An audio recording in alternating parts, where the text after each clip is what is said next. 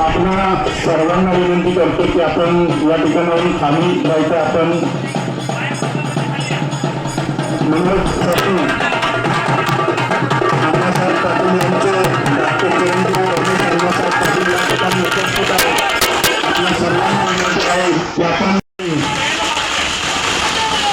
प्रोटोकॉलनुसार 4 ते 5 व्यक्ती या ठिकाणी उपस्थित राहतील. दादांच्या सोबत 4 ते 5 व्यक्ती या ठिकाणी उपस्थित राहतील. आपल्या सर्वांना विनंती आहे की आपण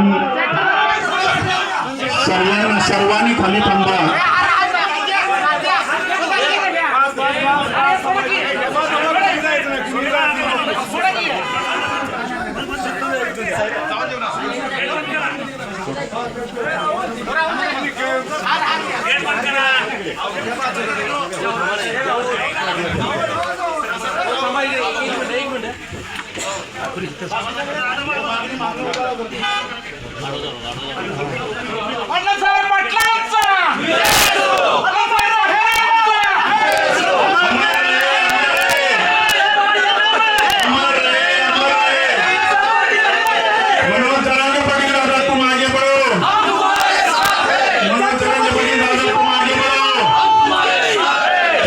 शिवाजी महाराज की, छत्रपती संभाजी महाराज की जय. जिजाऊ जय शिवराय. जय जिजाऊ जय शिवराय. जय भवानी. छत्रपती शिवाजी महाराज की, छत्रपती संभाजी महाराज की जय भवानी.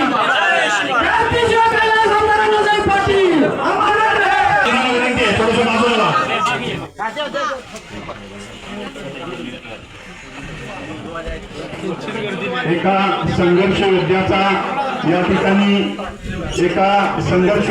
भूमीत स्वागत व सत्कार होत आहे.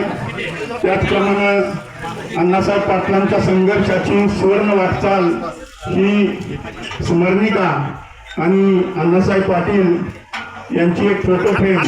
या अण्णासाहेबांचे स्वप्न सर्वश्रेष्ठ नाही, या समाजाला न्याय देण्याचं काम 100% आम्ही करतो. तुम्ही सुद्धा म्हणते की मी सुद्धा बलिदान देतो, माझा जीव गेला तरी चालेल, पण मराठा समाजाचं चांगलं झालं नाही. ते मन नेले तरी चालते, लाखांचा पैसे लागला. माझं म्हणणं असं आहे की मी लाख मारून करायचं काय, एक मेला तरी चालेल, तर करोडो लोक सुखी झाले पाहिजे. त्यामुळं मी शेवटच्या श्वासापर्यंत लढत राहतो आणि लढत राहणार, मी हटणार नाही. आता तर हे शेवटचं निर्णायक आंदोलन माझं आदिम लोकमतच्या माध्यमातून महाराष्ट्रातल्या सगळ्या मराठा समाजाला आपण की जे लोक आंदोलनात सहभागी झाले तिथून पाठीमागे, त्यांनी पण पुन्हा सहभागी व्हायचे. जे झाले नाहीत आत्तापर्यंत, आता त्यांना संधी की त्यांच्या आयुष्यात ते म्हणू शकणार की मी या लढ्यात सहभागी होतो, या लढ्याचा साक्षीदार होतो. मागं राहून शापशिवाय घेऊ नका. महाराष्ट्रातल्या गरिबापासून श्रीमंतापर्यंत, राजकारणापासून व्यावसायिकापर्यंत जेवढे मराठी जे सहभागी झालेले या निर्णायक शेवटच्या आंदोलनात आता सगळे सहभागी झालेले पण आणि आत्तापर्यंत आंदोलनात सहभागी न झालेले पण सगळ्यांनीच एकदा 29 ऑगस्टला आंतरवर्ग या आंदोलनात सहभागी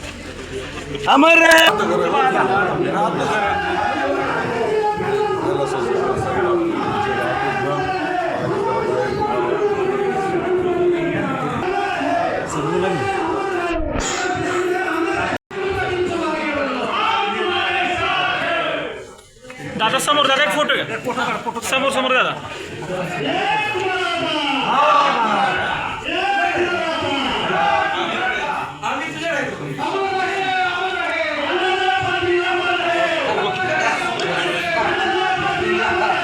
विनंती करतो की त्यांनी 5 मिनिटं उपस्थित सर्व समाज बांधवांना मार्गदर्शन करावं.